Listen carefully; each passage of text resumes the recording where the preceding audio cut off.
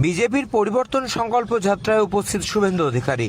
সেই সভাতে যাওয়ার পথে বারাসত কলেজের সামনে তৃণমূল ছাত্র পরিষদের পক্ষ থেকে শুভেন্দুকে লক্ষ্য করে গো ব্যাক স্লোগান, পাল্টা স্লোগানে মুখরিত হয় বিজেপি। টিএমসিপি ছাত্রনেতারা কলেজের ভিতর থেকেই শুভেন্দুর গো ব্যাক স্লোগান দিতে থাকে। ঘটনায় কিছুটা হলে উত্তেজনা ছড়ায়। ঘটনাস্থলে বারাসত থানার পুলিশ গিয়ে পরিস্থিতি সামাল দেয়। মহাকুম্ভের মতো যাতে অবস্থা না হয় তাই জন্য সেতু বানাচ্ছি। মহাকুম্ভকে অপমান পেয়ে আজকে গঙ্গাসাগর থেকে দাঁড়িয়ে মুখ্যমন্ত্রী। আপনাকে পরিষ্কার বলি, আমি ওনার সঙ্গে কাজ করেছি, ওনার পরিবর্তনটাও আমি চোখের সামনে দেখেছি। তাই 6 বছর আগে আমি ওনাকে ত্যাগ করি। কারণটা হলো উনি পরিষ্কার হিন্দু ধর্মের যে হাজার হাজার বছরের সনাতনী প্রথা, পঞ্জিকা শাস্ত্র মেনে আমাদের যে সমস্ত প্রথা রয়েছে সেই প্রথা উনি মানেন না।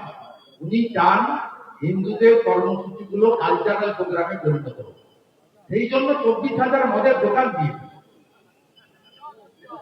আপনি বলুন পিতৃপক্ষে কে যায় শুভ কাজ করতে? কে যায় বলুন আপনি? পিতৃপক্ষে গয়াতে যায় যাদের বাবা মা মারা গেছেন, পিণ্ডদান করে আসেন। ওটা আমাদের কাছে শুভপক্ষ নয়। আমরা মাতৃপক্ষ থেকে শুভ কাজ করি। যেদিন মাতৃপক্ষ শুরু হবে তার ঠিক আগের দিন অতিঘোষা পুজো উদ্বোধন করতে গেলে প্রত্যেকবারই করে, আমরা সমালোচনা করি, ইচ্ছা করে গেলেন আগের দিন। কারণ এটা তিনি মেসেজ দিতে চান 35%কে যে আমি তোমাদেরই লোক, আমি এত ছেলে ফেলে সব পুজো করছে তাই ওদের কাছে যাচ্ছি, পিতৃপক্ষে যাচ্ছি। বৃষ্টি পড়লে ওনার ছাতা লাগে না, ছাতা একটা কাপড় লাগে, সেই কাপড়টা দিতে হয় এমন ভাবে যাতে মনে হয় উনি হিজাব করে, কানটা বাইরে থাকে, মাথাটা ঢাকা থাকে। এরপরেও আপনি বলবেন যে এই মুখ্যমন্ত্রী হিন্দুদের স্বাধীনভাবে ধর্ম পালনের যে অধিকার দিয়ে গেছে আমাদের সংবিধান, সে অধিকার আমাদের কি? বিরোধী দলনেতাকে দুর্গাপূজা করতে, দোল পূর্ণিমা পালন করতে, রাস পূর্ণিমা পালন করতে, রথযাত্রা করতে হাইকোর্টে যেতে হয় কেন? সরস্বতী পুজোর পালন করতে যোগমায়া কলেজের, ল কলেজের স্টুডেন্টকে হাইকোর্টে যেতে হয় কেন? এই কাছেই হরিণঘাটা নগর উপরাতে তৃণমূলের বুথ সভাপতি আলিম আলী মোল্লা গিয়ে বলছে এই এলাকায় হিন্দু কম, আমরা বেশি, এই স্কুলে সরস্বতী পুজো হবে না। এটা আপনার 1 বছর আগের কথা। এরপরেও আপনি বলবেন কোন হিন্দু বিশ্বাস করে না, ট্রেন ছেড়ে গেছে স্কুলে। আর আমাদের মন্দির হিন্দুদের নিধিতে তৈরি হয়। সরসঙ্গ চালক এসেছিলেন সায়েন্স সিটিতে, খোলা মঞ্চে প্রশ্ন করেছিলেন অনেক। প্রশ্ন হয়েছিল একটা প্রশ্ন যে সরকারি অর্থে মন্দির নির্মাণ কি সঠিক? তিনি দুটো উদাহরণ দিয়েছিলেন, সোমনাথ মন্দিরের আর অযোধ্যা শ্রীরাম জন্মভূমি টেম্পেল। তিনি বলেছিলেন দুটো ক্ষেত্রেই হিন্দুরা নিধি সংগ্রহ করে মন্দির বানিয়েছে।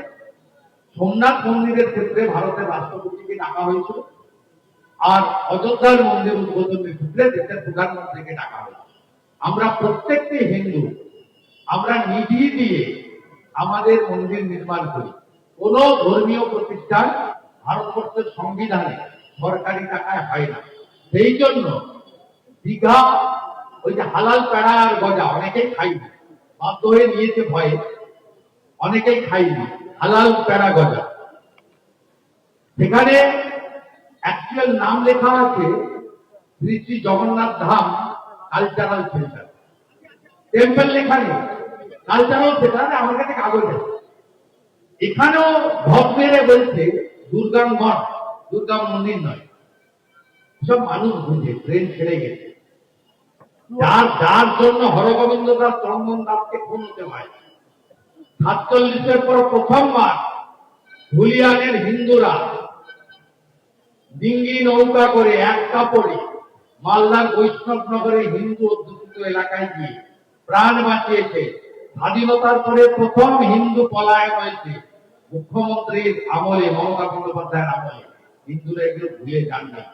যারা বাংলাদেশ থেকে এসেছেন দেশভাগের পর থেকে, তারা এক কাপড়ে এসেছেন, জমি জায়গা সম্পদ সোনা দানা ফেলে রেখে এসেছেন, ধর্ম বাঁচানোর জন্য এসেছেন। সম্প্রতি বাংলাদেশের রতন মজুমদারকে বাধ্য করা হয়েছে চাকরি বাঁচানোর জন্য শেখ শফিউল্লাহ নাম নিতে। অতএব ওনার সব কথা কেউ খাবে